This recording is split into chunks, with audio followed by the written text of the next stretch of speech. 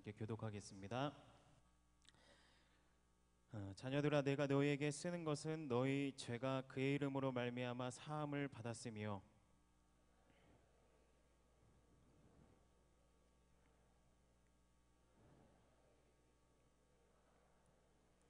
함께 읽겠습니다.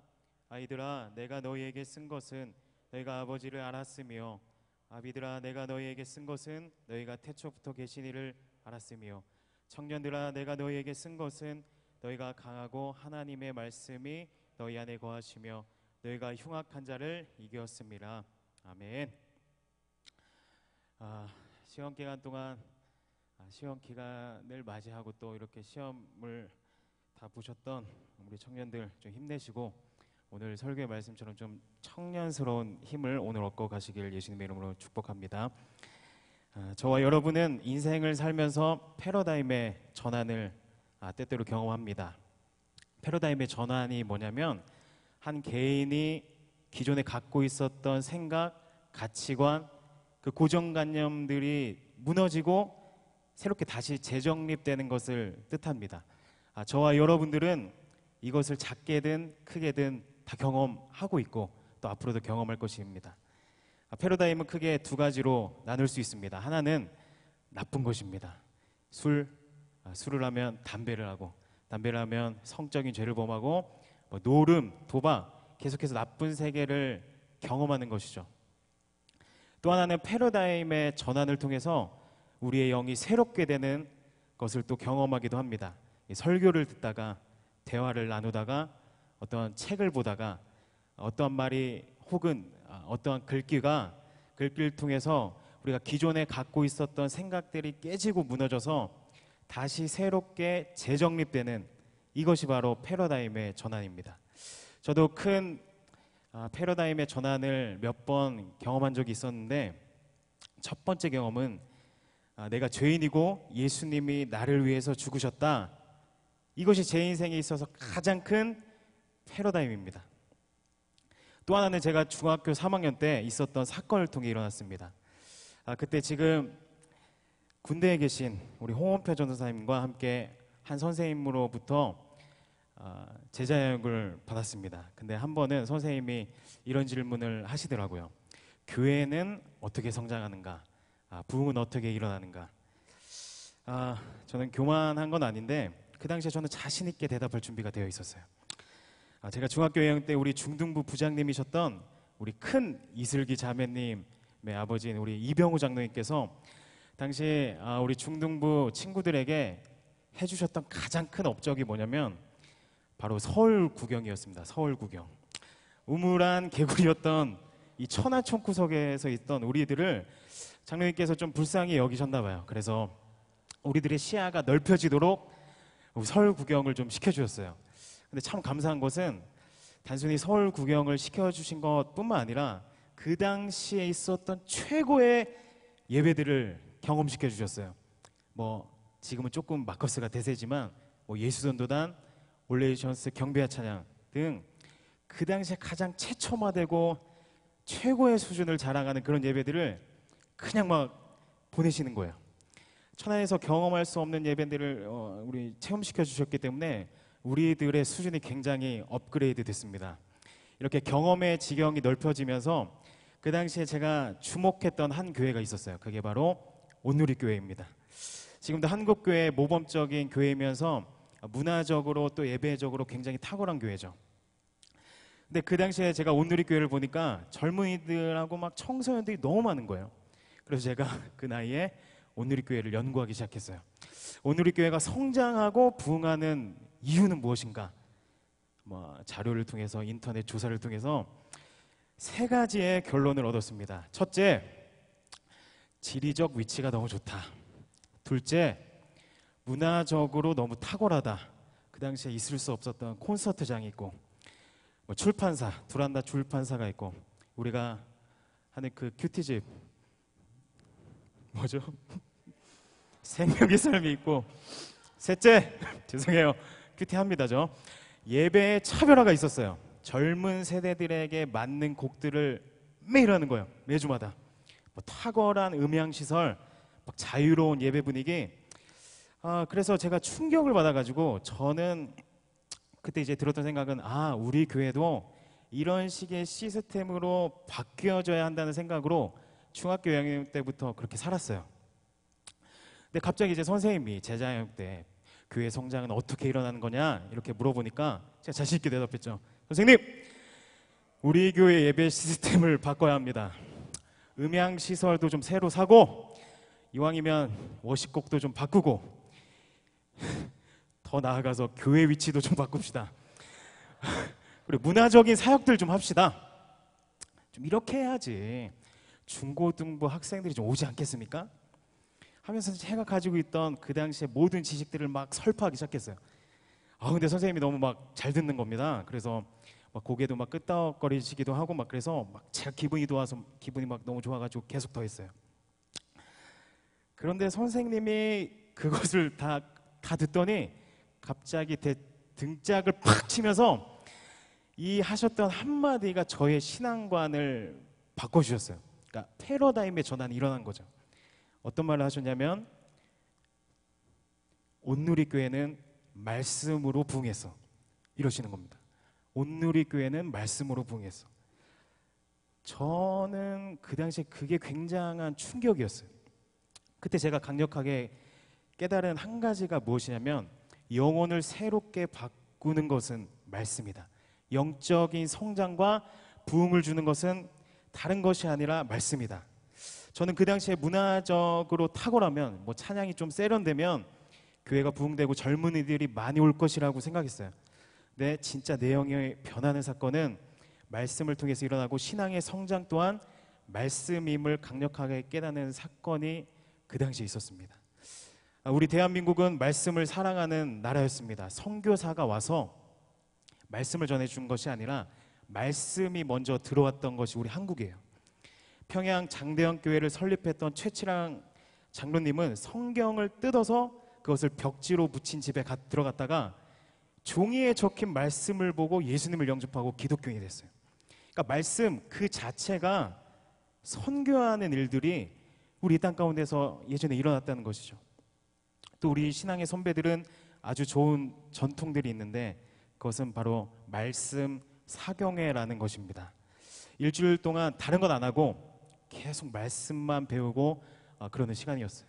그 말씀을 듣고 성도들이 깨지고 변화되고 막 새롭게 되는 일들이 그 당시에 있었습니다. 우리 신앙의 선배들은 말씀이 그렇다고 하면 깜빡 죽었습니다. 아무 말 하지 않았어요. 목사님이 딱 뭐라고 말하면 그냥 그대로 믿었습니다. 물론 이런 점 때문에 좀 오류를 범하는 경우가 있긴 했어요. 대표적인 것이 예전에 제가 초등학교 때 어머니랑 기도원에 가서 막 이제 이런 강단에 올라오려고 하면 어머니께서 야! 단에 올라가지 마. 단에 올라갈 수 있는 건 목사님밖에 없어. 위험해. 큰일 나. 이게 성경적이진 않잖아요. 근데 그 당시에 이런 오해들이 있었지만 제가 강조하고 싶은 것은 우리 신앙의 선배들은 말씀이 그렇다고 하면 무조건 믿는 그런 무대포 신앙이 있었습니다. 그러니까 나의 기준을 가지고 말씀을 재지 않았어요. 말씀을 내 생각대로 평가하지 않았습니다. 그냥 그대로 믿었습니다. 그래서 여러분과 제가 이러한 말씀에 대한 확고한 믿음이 있어야 될 줄 믿습니다. 그렇다면 저와 여러분들이 가져야 할 말씀에 대한 태도는 무엇입니까? 우리 다 함께 시편 1편 1, 2절을 다 함께 읽도록 하겠습니다. 시작. 오직 여호와의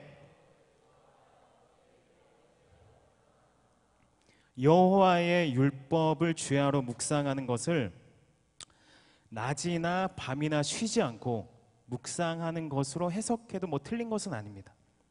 맞는 해석이에요. 그러나 이렇게도 해석할 수 있습니다. 시편은 문학적인 표현을 사용한 시로서 이렇게 해석할 수 있어요. 낮과 같이 여러분의 삶이 행복하고 평탄하고 아무 문제가 없는 날이라도 밤과 같이 삶의 고통과 무게로 버틸 수 없는 날이어도 고통이 오면 말씀을 외면하고 기쁘면 말씀을 찾는 그런 신앙이 아니라 낮이나 밤이나 그 어떤 환경과 상황 속에서도 여호와의 말씀을 늘 묵상하겠습니다. 여호와의 말씀은 변치 않습니다. 여러분 이런 태도가 여러분에게 있길 소망합니다. 우리 또 하나 살펴보겠습니다. 우리 다 함께 고린도후서 11장 4절에서 5절을 함께 읽도록 하겠습니다. 시작. 우리의 싸우는 무기는 육신에 속한 것이 아니요 오직 어떤 견고한 진도 무너뜨리는 하나님의 능력이라. 모든 이론을 무너뜨리며 하나님 아는 것을 대적하여 높아진 것을 다 무너뜨리고 모든 생각을 사로잡아 그리스도에게 복종하게 하니. 여러분, 이 시대는 하나님의 말씀과 반대하려는 움직임이 너무나도 많습니다. 하나님의 말씀에 초점을 맞추지 못하도록 하는 이론들, 사상들, 주장들이 우리도 모르게 침투해 들어올 때가 너무나도 많습니다. 우리의 생각이 성경적인 기준을 갖지 못하도록 하는 모든 지식들을 다 무너뜨리고 모든 생각들을 사로잡아서 하나님이 원하시는 가치관과 생각이 담겨져 있는 유일한 기준인 성경으로 다시 돌아가겠다는 확고한 태도를 이 시대가 가져야 합니다. 다양한 지식이 급속도로 퍼지고 왕래하는 이 세상 속에서 여러분의 유일한 잣대는 성경임을 믿습니다. 하나님의 말씀이 내 삶의 가장 1순위로 가장 가치 있는 것으로 두는 태도가 있길 소망합니다. 우리 돌아와서 오늘 본문의 말씀을 보면 오늘 본문의 말씀을 보면 자녀, 청년, 아비로 구분합니다. 여러분, 이것은 신체적인 나이를 뜻하는 것이 아니라 영적인 성숙도를 구분이라고 할 수 있습니다. 영적인 성숙도에 따라서 그 특징을 구분하는데 우선 자녀들의 특징은 예수님으로 인하여 죄사함을 받은 것을 아는 것입니다. 자녀들은 분명히 자신들의 죄가 사해졌고 구원의 경험이 있고 자신이 구원받은 존재임을 명확히 합니다. 그리고 청년들의 특징은 이것입니다. 강한 것이 특징이에요. 하나님의 말씀이 그 안에 거함으로 악한 자를 이겼다, 이렇게 표현하고 있습니다. 쉽게 설명하면 이런 것입니다. 자녀들은 자신이 구원받은 것을 알아요. 명확히 알아요. 그런데 자녀의 단계에서 청년의 단계로 넘어갈 때 사단은 그때 우리가 성장하지 못하도록 방해합니다. 예를 들면 우리가 죄를 졌다고 칩시다. 그러면 사단은 계속해서 이렇게 속삭입니다. 야, 너가 또 죄를 졌지. 너 어제 또 죄 졌지. 너 반복해서 죄 짓잖아. 야, 너 용서받을 수 없어. 이와 같은 미혹을 우리의 삶 속에서 계속해서 심겨줘요. 이런 사단의 거짓과 속임수가 오면 자녀들은 금방 넘어집니다. 말씀이 말하고 있는 내가 예수 안에서 어떤 존재인지에 대해서 그것에 서 있기보다는 자신의 감정이나 경험에 집중합니다. 예수님 때문에 구원받은 경험은 있어요. 그걸 알아요. 그리고 예수님이 나의 도움, 힘, 능력인 것도 알긴 알아요. 그런데 이것이 문제가 아니죠. 시험이 올 때마다 말씀 위에 굳게 서지 못하는 것, 그것이 자녀의 특징입니다. 그러나 청년의 단계에 있는 자들은 그 안에 말씀이 있어서 사단의 속임수와 미혹으로부터 이깁니다. 예를 들어서 이렇게 고백하는 거죠. 청년들은 마귀가 그런 속삭임이 올 때 이렇게 고백합니다. 고린도후서 5장 17절에, 물론 이렇게 하진 않아요. 고린도후서 5장 17절에 누구든지 그리스도 예수 안에 있으면 새로운 피조물이라고 말씀하셨다. 물론 내가 죄를 졌지만 우리 요한일서 1장 9절에 보면 죄를 자백하면 하나님은 미쁘시고 위로우사 우리 죄를 사하신다 라고 이렇게 기록되어 있다. 더 이상 나를 미혹하게 하지 마라. 나는 말씀이 뭐라고 말하는 거에만 관심이 있다. 그러니까 청년의 단계는 말씀이 뭐라고 하는 거에 관심이 있어요. 예수 안에서 내가 어떤 존재인지에 대해서 그 말씀 위에 굳게 서는 것이죠. 청년은 말씀을 사용하여 사단의 공격을 제압하고 청년은 사단의 공격을 하나님의 말씀을 주장함으로써 이길 수 있습니다. 그렇다면 아비의 단계는 무엇입니까? 그것은 말씀으로 완전히 붙들려 있는 상태입니다. 유혹과 시험이 옵니다. 그러나 아비의 단계에 있는 사람들은 요동하지 않습니다. 환경과 상황에 상관없이 말씀을 더 신뢰합니다. 청년은 때로는 말씀을 사용함에 있어서 싸워야 하는 노력이 필요해요. 그러나 아비의 단계는 그 말씀이 내 안에 너무나도 명확하게 있기 때문에 굳이 싸우지 않아도 됩니다. 그냥 이겨버린 거죠. 우리가 때로는 우리가 이 세상을 살아가면서 하나님의 사랑, 격려하시고 늘 보호하시는 하나님의 성품도 당연히 체험해야 됩니다. 이런 하나님의 성품이 우리에게 체험되어져야 되고, 진실로 하나님은 사랑과 위로의 하나님이세요. 그러나 하나님의 또 다른 모습이 있는데 그것은 우리를 훈련시키시는 분이십니다. 하나님은 여러분들이 이 시대에 연약한 자로 서 있지 않기를 원하세요. 항상 자녀의 단계만 머무르는 자로 내버려 두지 않습니다. 여러분이 이기길 원하시고, 여러분이 싸우길 원하시고, 여러분이 성장하길 원하십니다.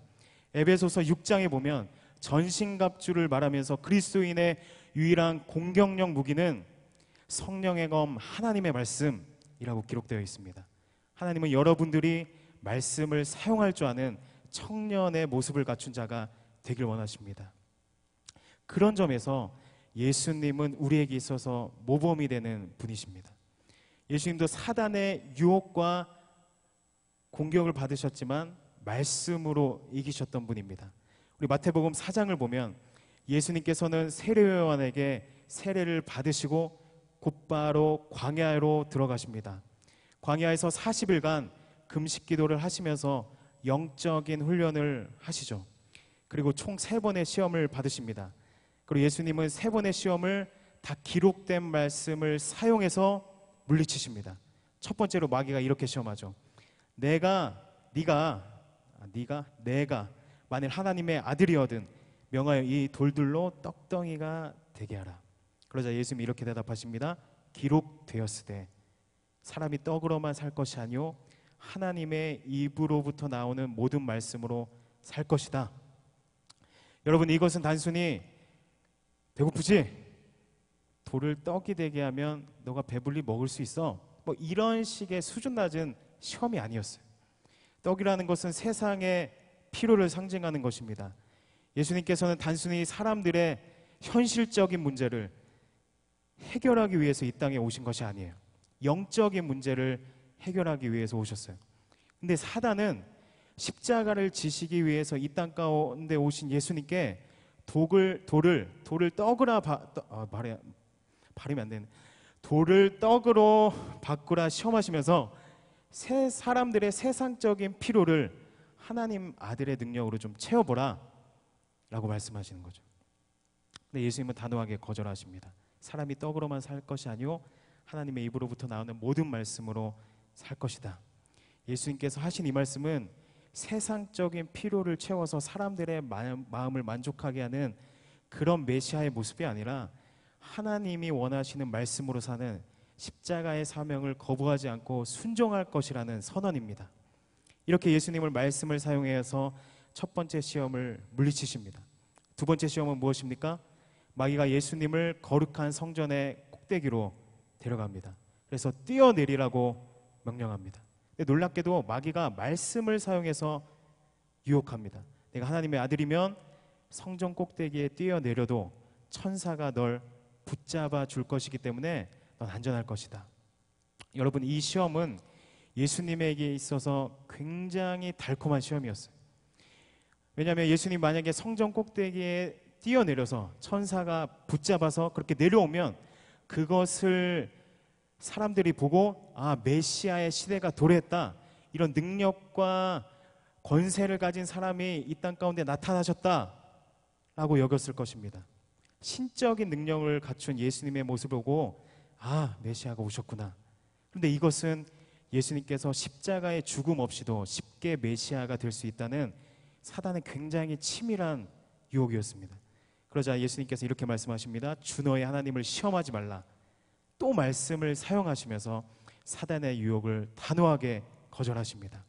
이처럼 예수님의 광야 시험을 통해서 우리가 알 수 있는 것은, 시험은 우리가 영적으로 굉장히 피크일 때, 성장하려고 할 때 일어나요. 많은 그리스도인들이 오해하고 있는 것은 죄를 짓고 또 짓고 반복해서 지면 그 상태가 내가 시험당하고 있구나라고 생각합니다. 아니에요. 그것은 그냥 사단이 내버려 두는 것입니다. 진짜 시험은 여러분들이 영적으로 성장하려고 할 때 그때 나타납니다. 좀 말씀으로 좀 살아보려고 할 때 그때 사단이 여러분들을 흔드는 것이죠. 또 한 가지는 우리의 인생에 있어서 시험, 고난은 필수 과목이에요. 예수님께서 세례를 받으시고, 물론 예수님은 죄가 없으시기 때문에 세례를 받으실 필요가 없었지만 예수님은 십자가에 지시기 위해서 죄인과 같이 되셨어야 했어요. 그렇게 세례를 받으시고 바로 가셨던 곳이 광야입니다. 마찬가지로 이스라엘 백성도 홍해를 건너입니다. 근데 사도 바울은 홍해를 건넌 이 이스라엘 백성을 뭐라고 표현하냐면 이스라엘 백성이 세례를 받았다라고 표현합니다. 그래서 그 다음 또 광야에서 40년간의 광야 생활을 통해 하나님의 말씀을 순종하는 법을 배우게 됩니다. 이 세례를 받았다는 것은 내가 하나님의 백성이 되었다는 뜻이고 하나님 말씀에 순종하는 삶을 이제 내가 살겠습니다 하는 신앙 고백의 행위입니다. 근데 우리의 삶도 마찬가지입니다. 거듭난 여러분들, 저와 여러분은 세례를 받았어요. 예수님 안에서 새롭게 됐고 이제 하나님의 말씀으로 순종하는 삶으로 여러분들과 제가 부르심을 받았습니다. 근데 우리의 삶은 마치 이스라엘 백성이 경험했던 40년의 생활, 예수님께서 광야에서 40일 동안 금식하시면서 받으셨던 그 시험과 같이 40년, 40일이라는 이 상징적인 숫자에 우리의 삶의 모습이 나타나 있는 것입니다. 여러분들이 세례를 받았고 새롭게 됐는데 그러면 좀 좋아야 될 거 아니에요. 근데 성령님께서는 우리를 세례 받은 그 상태로 두지 않으시고 삶으로 내모세요. 가정, 직업, 직장, 또 여러분의 여러 가지 삶의 터전에서 시험을 받도록 하십니다. 여러분, 광야의 삶은 피할 수 없습니다. 사단은 미혹과 시험을 통해 우리가 이 땅을 살아가는 동안 계속해서 시험하고 미혹합니다. 이것은 부정할 수 없어요.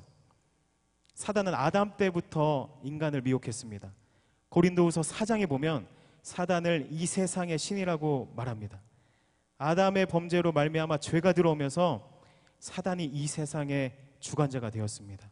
그런데 우리가 감사해야 될 것은, 우리가 두려워하지 않아야 될 것은 예수 그리스도의 십자가를 통하여 모든 통치자들과 권세들이 무력화됐어요. 예수님께서 승리하신 거죠. 우리는 예수 그리스도의 십자가와 부활을 체험한 자들이기 때문에 물론 이 세상은 사단이 지배하고 있고 광야 같은 생활이지만 우리는 이 삶을 승리하면서 살아갈 수 있습니다. 오늘 말씀이 요한일서 2장 14절을 보면 하나님의 청년들의 특징을 말씀하면서 하나님의 말씀이 너희 안에 거하시며 너희가 흉악한 자를 이기었다 이렇게 선포합니다. 예수 그리스도가 우리를 대신해서 영적인 전쟁을 치러주셨기 때문에 여러분과 저는 이미 이긴 자입니다. 예수 그리스도 안에서 우리는 승리한 자이고 또한 예수 안에서 주어진 권리들이 너무 많습니다. 우리가 예수 안에서 어떤 존재인지, 우리는 예수님 안에서 새로운 피조물이 되었고 우리는 거룩하게 되었고 실제로 하나님께서 우리를 의롭다고 보십니다. 또한 예수 안에서 우리는 평화를 누렸고 그분이 채찍에 맞으심으로 우리가 나음을 받았습니다. 우리는 예수 안에서 무엇이든지 할 수 있고 우리 예수 안에서 평강을 누릴 수 있어요. 이게 우리의 특권입니다. 근데 문제는 무엇이냐면 이미 이겨놓은 싸움을 사단은 자꾸 흔들어 놓는 것이에요. 우리가 말씀 위에 서지 못하도록 계속해서 공격을 합니다. 그러나 우리는 이 광야 같은 삶에서 다시 한번 이 말씀 앞에 우리의 삶을, 우리의 모습을 바라보며 말씀 위에 굳게 서는 훈련을 해야 되는 것이죠. 여러분 성경을 펴서 쭉 읽어보십시오.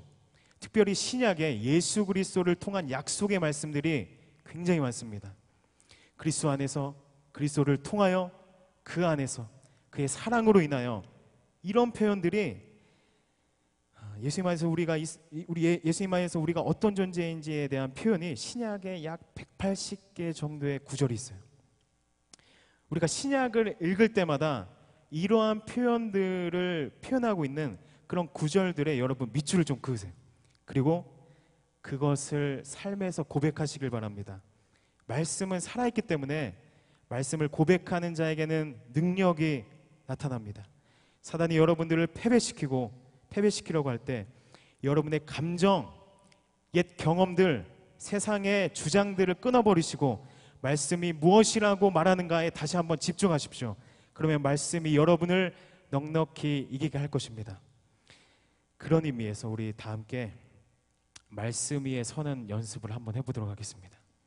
우리 구약, 신약에서 한 구절씩 말씀에 근거하여 한번 훈련을 해봅시다. 한번 띄워주시겠어요? 자, 이런 말씀이 있습니다. 여호와는 나의 목자시니 내게 부족함이 없으리로다. 이 말씀이 우리에게 주어졌고 진실로 여호와는 나의 목자세요. 이 말씀이 우리에게 있어요. 이제 이 말씀을 갖고 이 세상에서 여호와는 너의 목자가 아니다.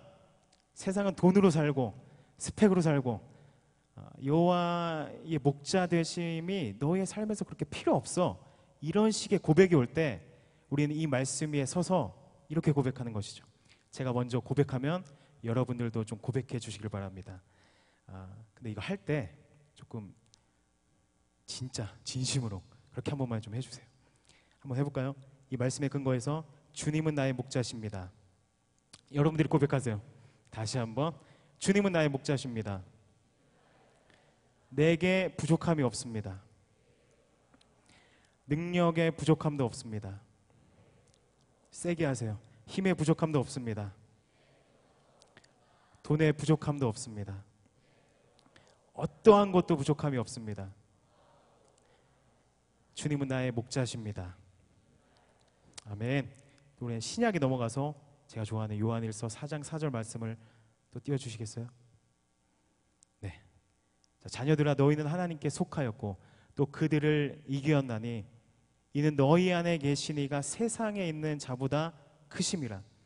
이런 말씀들이 있으면 여러분들 밑줄을 그으시고 여러분의 삶에서 좀 고백하세요. 다시 한번 우리가 이 말씀에 근거해서 한번 고백해 보겠습니다. 내가 그리스도 안에 있으므로 더 크신 이가 내 안에 삽니다. 그분은 마귀보다 더 큽니다. 질병보다도 크십니다. 환경보다도 크십니다.